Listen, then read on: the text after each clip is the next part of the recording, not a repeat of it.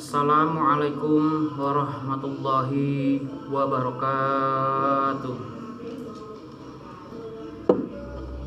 Terima kasih atas waktu dan kesempatan karena telah memberikan saya untuk menyampaikan informasi ini, yaitu dengan bermukodimah atau bertausiah atau belajar berdakwah. Alhamdulillahirabbil alamin. Wassalatu wassalamu ala asrafil anbiya'i wal mursalin wa ala alihi wa ashabihi ajma'in, amma ba'du. Pertama-tama marilah kita panjatkan puji dan syukur kehadirat Allah Subhanahu wa taala, karena berkat rahmat dan karunia-Nya lah kita dapat berjumpa, berkumpul dan kembali seperti pada saat ini dimanapun Anda berada, melalui melihat, mendengar dan merasakannya. Dan marilah kita hadiahkan kepada junjungan kita Nabi besar Muhammad sallallahu alaihi wasallam selawat serta seiring dan salam dengan membaca Allahumma shalli ala sayyidina Muhammad wa ala alihi sayyidina Muhammad. Semoga di yaumil akhir nanti kita diakui sebagai umat beliau. Saat dihisab nanti kita mendapat ridho dari Allah Subhanahu wa taala, kita diakui sebagai umat beliau. Amin amin ya rabbal alamin.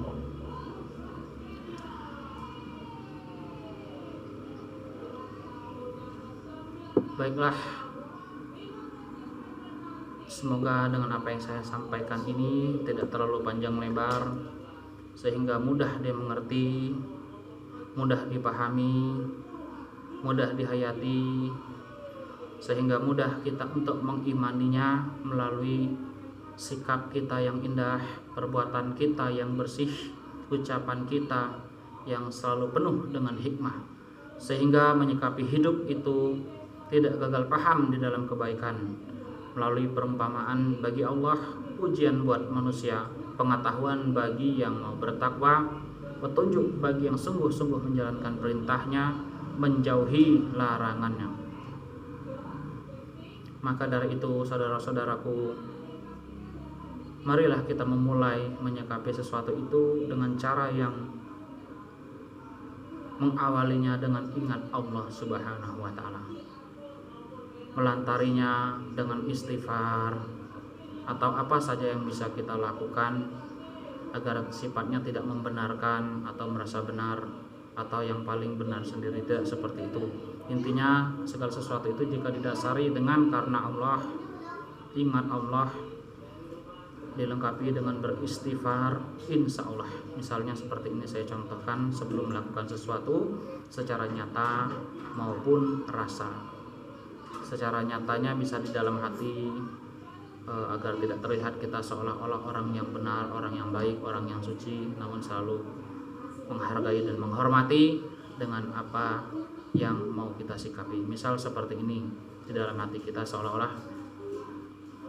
kita melakukan dengan cara memejamkan mata sebagai rasa syukur kita kepada Allah, hormat kita kepada Allah, tunduk kita kepada Allah, takut dan patuh kepada Allah. Misal Astaghfirullahaladzim allazi la ilaha illallah hayyul qayyum wa atubu ilaih. Atau yang lebih singkat, Astaghfirullahaladzim, mengucapkan satu kali saja. Dengan itu kita membaca doa sesuai kemampuan rekan-rekan semua. Mungkin bisa seperti ini saya contohkan. Insya Allah semoga Allah memberkati dan teman-teman semua mau mendengarkannya dengan ikhlas. Setelah kita mengucapkan Astaghfirullahaladzim allazi la ilaha illallah wa hayyul qayyum wa atubu ilaih, atau yang singkat lagi Astaghfirullahaladzim, ya Allah ampunilah hamba dengan segala kekurangan, kesalahan, kehilapan dan ketidaksempurnaan hamba dalam menjalankan perintah-Mu ya Allah. Berilah hamba kemudahan di saat hamba mau mengerjakan, saat hamba sedang menjalankan, hamba itu selalu dalam rahmat-Mu, petunjuk-Mu, sehingga hamba tidak sesat ya Allah, hamba tidak keliru ya Allah. Kira-kira seperti itu. Cari yang paling singkat lagi agar seolah kita tidak terlihat melakukan itu di dalam diri kita yang dikatakan amalan, agar kita tetap istiqomah dengan situasi apapun yang terjadi, sehingga kita bisa menyikapinya di saat tidak baik sekalipun menjadi baik menuju yang terbaik. Itulah Islam, agama rahmatan lil alamin, agama yang dirahmati. Dengan Islam itu jika ia sudah hadir, yang baik menjadi terbaik, yang buruk menjadi baik, yang terburuk sekalipun menjadi terbaik bagi yang sungguh-sungguh menjalankannya. Tidaknya mengertilah terlebih dahulu dengan yang dikatakan ilmu tersebut, agar kita betul-betul apa yang mau kita jalani itu menjadi yakin. Karena kalau yang langsung yakin, kita tidak mengerti sebelumnya, pasti sangat gagal paham sekali di dalam kebenaran jika tidak sesuai apa yang kita lakukan. Kira-kira seperti itu yang bisa saya jelaskan tentang ilmu. Ilmu itu bukan siapa saya, siapa mereka, atau bisa dipegang atau yang lainnya. Kira-kira seperti itu. Intinya dengan ilmu itu di saat kita melihatnya, kita menjadi mengerti, kita menjadi cerdas, kita menjadi bijaksana dengan apa yang mau kita lakukan. Karena pribadi tersebut akan menjadikan tindakannya rendah hati, jauh dari perbuatan sombong atau takabur. Jadi intinya semata-mata perbuatan itu mengesahkan Allah, semata-mata perbuatan itu menomorsatukan Allah, semata-mata perbuatan itu mensucikan Allah melalui perbuatan manusia itu sendiri. Berarti bukan manusia itu orang yang benar, orang yang pintar, orang yang paling benar, orang yang merasa benar, namun justru ia adalah orang-orang yang fakir, orang yang selalu kekurangan dengan kebaikan Allah, orang yang selalu ketergantungan dengan cahaya Allah. Jadi sifatnya perbuatan itu adalah perbuatan yang betul-betul mulia, karena sifatnya bukan menjadikan dirinya egois di saat memutuskan sesuatu seolah ia orang yang benar, orang yang lebih benar, sehingga bisa menjadi perdebatan bagi yang tidak paham melalui tindakan tersebut, bisa menjadikan perpecahan, bahkan bisa menjadi pertumpahan darah karena perbuatan tersebut tidak sejatinya diliputi ilmu yang dikehendaki Allah Subhanahu wa taala, yang dicontohkan Nabi Muhammad SAW sebagai utusan langsung dari Allah. Berarti contoh dan tirulah cara Rasulullah itu dengan yang sebenar-benarnya, yang diliputi kasih dan sayang. Atau Allah berfirman dengan menyebut nama Allah yang Maha Pengasih lagi Maha Penyayang. Karena Nabi Muhammad itu taat, ia bisa menyikapi segala sesuatu itu dengan cara Allah, melalui tindakannya yang semata-mata selalu hayun kepada Allah, menuju muraqabah Allah.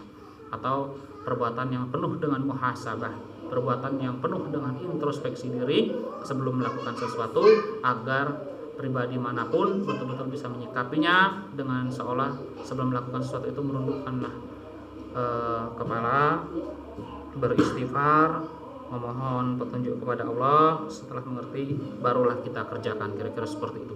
Lakukan dengan secara nyata atau di dalam niat saja, seolah-olah kita seperti itu, agar menjaga melalui tindakan itu jauh dari fitnah, jauh dari kesombongan, jauh dari perbuatan keji dan mungkar, karena tidak sesuai kebaikannya dengan yang dikehendaki Allah Subhanahu wa taala, tidak sesuai dengan yang dicontohkan Nabi besar Muhammad SAW. Jadi orang yang benar itu, orang yang membawa kebaikan itu, ia selalu menjadi cahaya dimanapun berada. Ibaratkan melalui perumpamaan Allah yang berpasangan, yaitu benar dan salah, mereka menjadi di antaranya. Di antara benar dan salah tersebut, maksudnya bukan ambil yang benar, ambil yang salah, diambil semuanya menjadi mencampur aduk, bukan. Jadi ambil yang benar itu, itulah pihak dengan kebaikan yang ia jalani tersebut. Yang tidak benar pun tetap kita sikapi dengan cara yang rendah hati, dengan cara yang selalu menghargai dan menghormati, sehingga awalnya mulia, akhirnya mulia. Awalnya istiqomah,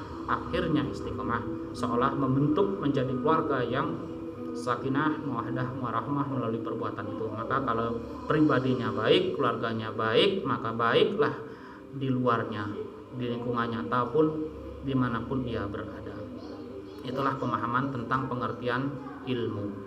Mengertilah terlebih dahulu, baru lanjut apa yang mau kita jalani dengan keyakinan atau berdasarkan keyakinan. Yang kedua, dengan kita melengkapi hidup melalui yang didasari ilmu tersebut, sudah pasti kita menjalankan amal ibadah itu akan menjadikan kecerdasan yang benar, yang hakiki, benar yang sesuai, benar yang adil, benar yang terpercaya, dengan tindakan yang istiqomah namun selalu menjaga. Maka mantaplah ia menjalankan perintahnya dan menjauhkan larangannya. Itulah yang dikatakan beriman. Orang beriman itu justru ia harus mantap syariatnya. Jika syariatnya tidak mantap, tidak sesuai, tidak adil, tidak indah, tidak kasih dan sayang, itu bukan orang yang beriman. Justru ialah yang merusak keimanan dalam beragama Islam menuju ridha Allah Subhanahu wa taala. Yang seharusnya tindakan itu indah, itulah yang dikatakan perbuatan yang berkah.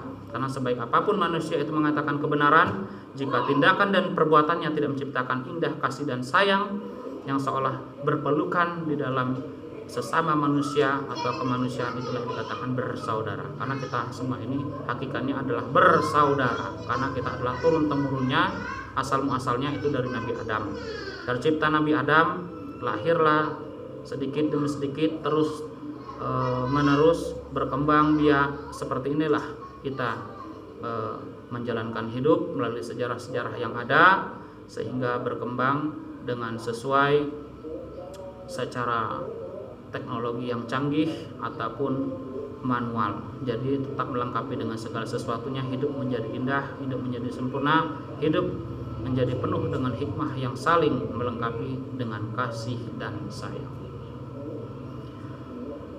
Mungkin itu yang bisa saya sampaikan untuk konsep iman.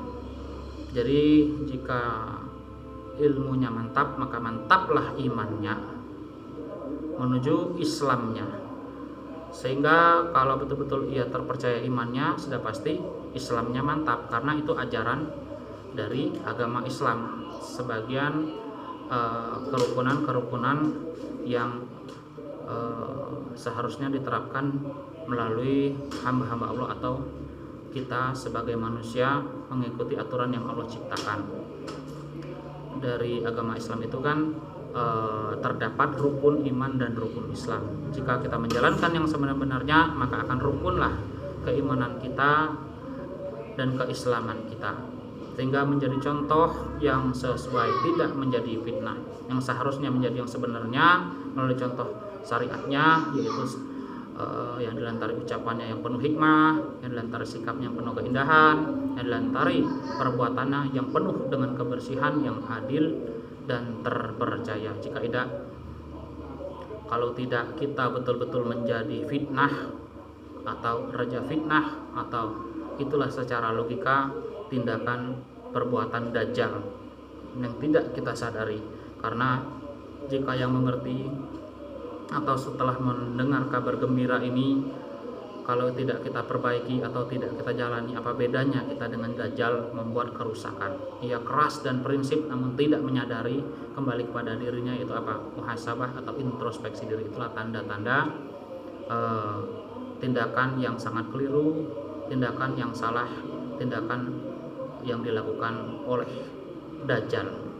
Jika siapapun yang berhubungan manusia, walaupun ia tidak langsung secara nyata ia bukan dajjal, namun ia manusia, namun tindakan tersebut secara logika tidak sempurna atau tidak mau belajar mengenal kesempurnaan agar betul-betul kita menggapai ketenangan yang hakiki, maka sejahteralah hidupnya. Walaupun ia belum kaya, namun ia selalu bisa melengkapi dengan penyesuaian yang betul-betul bersih karena Allah Subhanahu wa taala, tindakan yang terpercaya.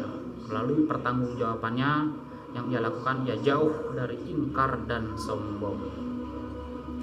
Seperti itu yang bisa saya sampaikan tentang ilmu iman dan Islam. Dengan ilmu kita akan sejatinya menjadi orang-orang yang beriman dan berislam.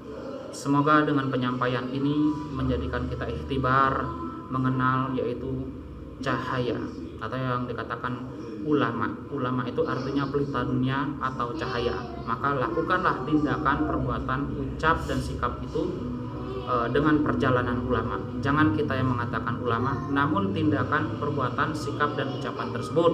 Namun jadikanlah segala sesuatu tetap menomorsatukan Allah, mengesahkan Allah, mensucikan Allah melalui perbuatan yang sesuai, perbuatan yang indah, perbuatan yang penuh kasih dan sayang, sehingga jauh dari perpecahan, jauh dari kerusakan, yaitu apa? Hati yang kotor, menjadi kebencian, menjadi dendam, sakit hati, putus asa dan sebagainya. Kalau betul-betul kita mengenal Allah dan Nabi besar Muhammad SAW, maka bersihkanlah hidup kita semua dengan tindakan yang betul-betul terpercaya, seperti tindakan Nabi besar Muhammad SAW. Ikuti cara Nabi Muhammad itu dengan sesuai, ikuti perjalanan Nabi Muhammad itu dengan yang dikehendaki Allah Subhanahu wa taala, agar kita tidak menjadi sumber kerusakan atau sumber fitnah karena tindakan ada yang tidak sesuai melalui pribadi manapun secara logika ataupun yang tidak disadari. Maka kuncinya,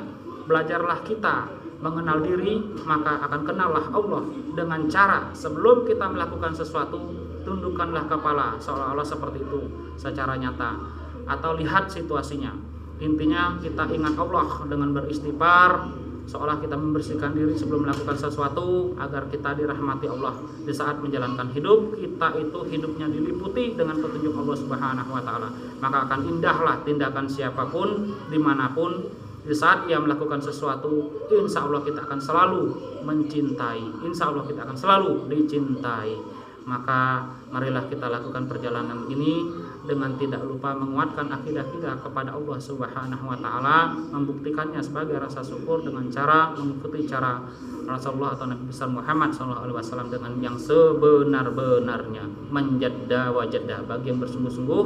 Insya Allah, kalau Allah mengendaki maka ia akan berhasil dengan apa yang ia cita-citakan. Yakinlah dengan apa yang kita lakukan melalui kecerdasan yang sudah kita bekali atas dasar rahmat dari Allah Subhanahu wa taala. Mungkin itulah bisa saya sampaikan, semoga bermanfaat, dan mohon maaf dengan segala kekurangan karena hanya Allah lah yang mempunyai kelebihan. Mohon maaf dengan segala kesalahan karena hanya Allah lah yang maha benar, karena saya lah yang membawa kesalahan itu atau yang penuh kesalahan, namun saya akan selalu belajar dari kesalahan menuju kebenaran, menuju ridha Allah Subhanahu wa taala.